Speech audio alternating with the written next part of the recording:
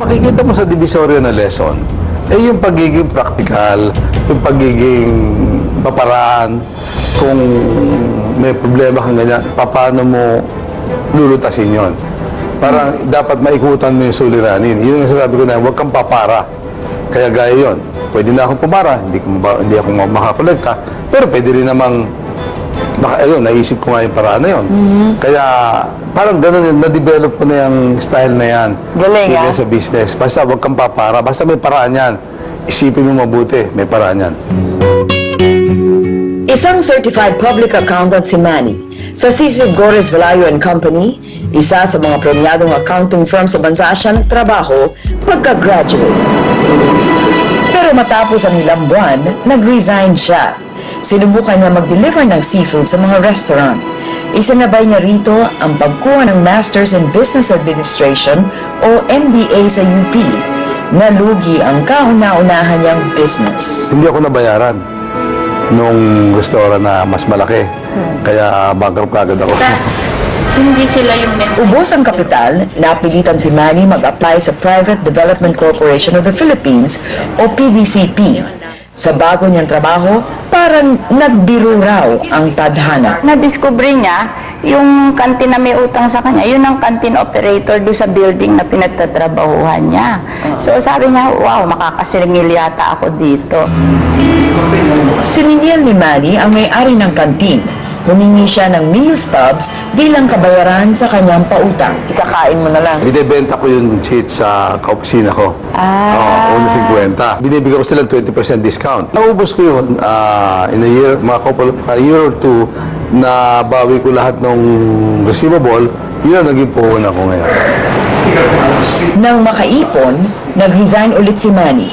Bumalik siya sa kanyang first love, ang pagnenegosyo. Wala akong balak talaga magpa-empleyo.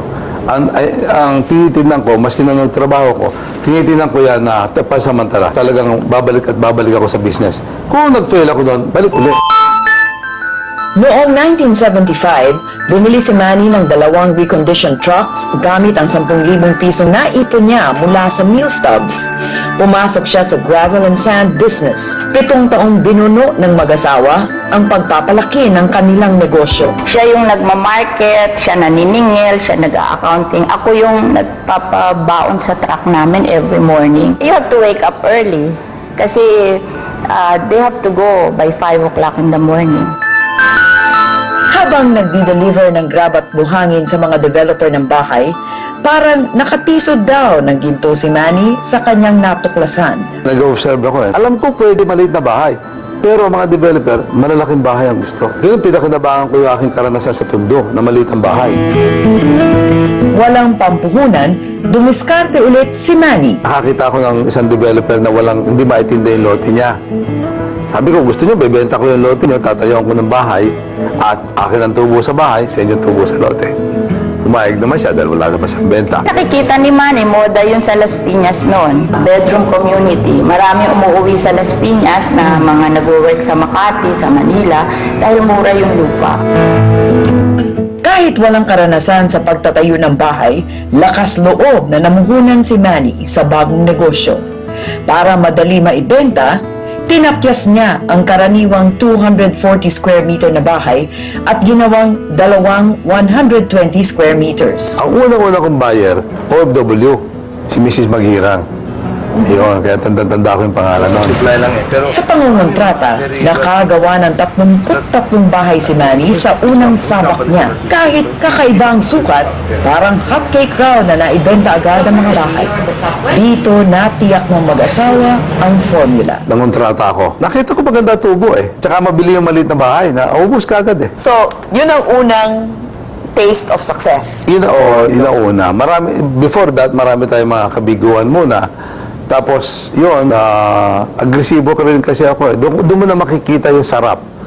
Pagka nakatikim ka ng tagumpay na, tuloy-tuloy na yan, napakasarap ang pakiramdam.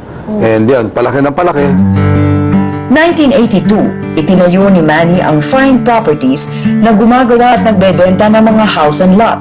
Kahit abala sa negosyo, tinawag si Manny ng politika noong 1992. Kinumbinsi ni Cynthia ang asawa na kumandidatong congressman ng Las Piñas, Muntinlupa ang iiwanang pwesto ng kanyang ama. After my mother died, he got sick. And then he's going to retire and nobody will take his place. So he was forced into it. Ayoko talaga dahil gusto ko yung mga anak na lang na tumakbo eh. Gusto nila mayor eh. Ayaw nila ng congressman. Okay, pero may interest ka na ba sa politics? Wala akong kabalak-balak. Pinagbigyan ko lang kasi nakiusap na sa akin si Cynthia eh. Hindi ko naman din matanggihan yan. Mula 1987, hawak na ng mga Aguilar ang Las Piñas. Bukod sa amang congressman, naging mayor din ang dalawang kapatid ni Cynthia. Sa umpisa, nahirapan daw si Manny sa politika. Nahirapan siya sa kanyang time management. Lagi niya akong sinisisi why I convinced him to run. Kasi yung time management. Kasi, siyempre, kung naghahanap buhay ka, tapos Congressman ka pa. Pero pagkatapos ng unang termino, 2 beses pa tumakbo at muling nakahalal si Manny sa Kongreso. Sa 9 na taon niya sa Kongreso, tinutukan ni Manny ang mga batas na tutulong sa mga maliliit na negosyante at pagpapalago ng iba pang negosyo. Ilan sa mga naisabatas niya ay ang New Magna Carta for Small and Medium Enterprises at New Foreign Investments Act. Para kay Manny, kinakailangan ng Pilipinas ang entrepreneurial revolution. Kung saan yung mga Pinoy, yung mga tinda ng isda, ng sampagitan, ng mani, ay mangangarap na umasenso at huwag magtatakot bumagsak. Kasi pag bumagsak, natural yung babagsak eh, basta bangon ka lang ng bangon. Kung madaming susubok, maski na maraming mabibigo sa simula, pero babangon ka agad, so in the end, marami rin yung magtatagumpay. Pero habang nasa Kongreso, sumadsad ang negosyo ni Manny. 1996, nanganib ang kanyang Capital Bank dahil sa alegasyon ng sobra-sobrang pagpapautang. Sinabayan pa ito ng Asian Financial Crisis noong 1998. Humina ang benta ng house and lot. Pagka-crisis, nagta-tight credit. So, yung mga loans mo, i-call nila lahat yun. Then, yung mga supplier mo naman na nagbibigay sa iyo ng credit, biglang cash na lahat ngayon, tapos sisingilin lahat yung mga credit nila sa iyo. You cannot do it. It's impossible.